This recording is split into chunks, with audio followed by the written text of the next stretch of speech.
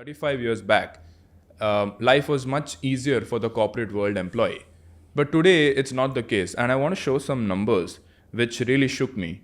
So, if I look at one of the largest employers, Infosys, their entry-level job in 2011 was 3.25 lakhs.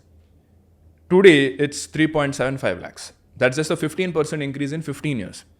And if I look at the CEO, he was paid 80.6 crore in 2025. So my question is, considering that salary has not increased as per inflation, the cost of living has significantly increased because to work for these companies, you need to be living in a metro city. And the cost of metro city has just kept increasing. If you look at the cost of home ownership, maybe 20, 30 years back, the cost of a house could have been, let's say, 5 to 10 times your income, annual income. Today, it's almost 25 to 30 times your annual income. Yeah. So what is your outlook on how the current generation should look at their own career? Because the finances and the math is not mathing anymore. That's a very, very good question and a great analysis. And I think I'll have to give you different strands of response to that wonderful question. The first thing is, when we say the entry-level job salaries haven't gone up, why is that so? We have a surfeit of engineering schools. We have a surfeit of business schools. We have 6,000 business schools in India, the highest in the world. There are 13,000 business schools in India, 6,000 are in India. 13,000 globally, 6,000 are in India. So the starting salary to fees paid is higher than one only in the top 20 schools.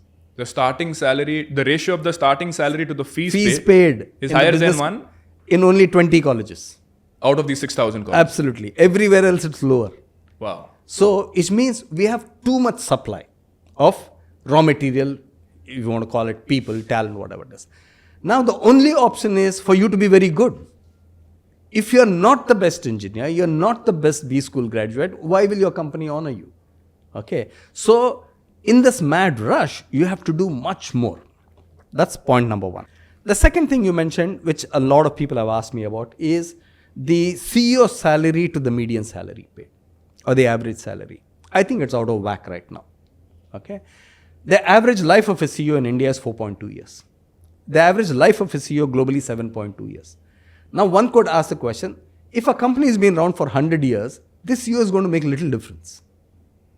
Okay. Not possible in 4 years. Yeah. Okay.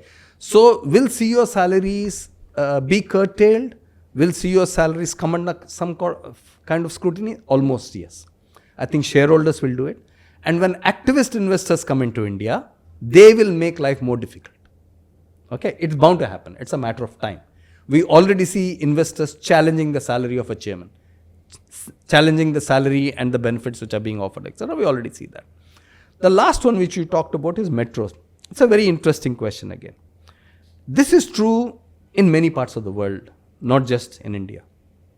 Take UK. The city of London accounts for 25% of GDP of UK. 25%. Okay. It's the most expensive city. So you want to make a career in London, it's as tough, as difficult as making your career in Bangalore. Take Bangalore. I don't have the exact numbers, but I can hazard a guess. Bangalore will be higher than 25% of GDP of Karnataka state. Right. So you are in the quest, you are saying, you're putting up your hand and saying, I want to be somebody who wants to make a mark. Then you have to come to, a Bangalore, a Mumbai, a Delhi, a Gurgaon. And your generation's opportunities are multiple. Many of the people can do stuff on their own. You can be entrepreneurs. You can be entrepreneurs. There are so many people who are entrepreneurs. You're doing a BFSI entrepreneurship. There are many people who started so many D2C brands, etc. There are so many options available for you. My generation didn't have those options. Remember that. So you choose between the options you have, but the choice of lifestyle and the cost of that lifestyle is in your hands. So I think, yes. Is this a real problem? The answer is yes.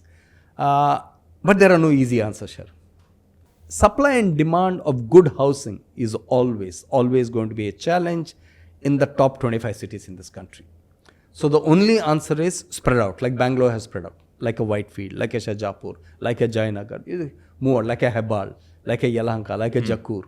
That's the only option. So to commute into town, you virtually need to take a flight and back. Right. It's like that. Glad you made it till here. If this gave you even one idea to improve your finances, send it to a friend. Helping them might just make you the smartest person in their group chat. And don't miss the full episode on Finance with Sharan. There's a lot more where this came from.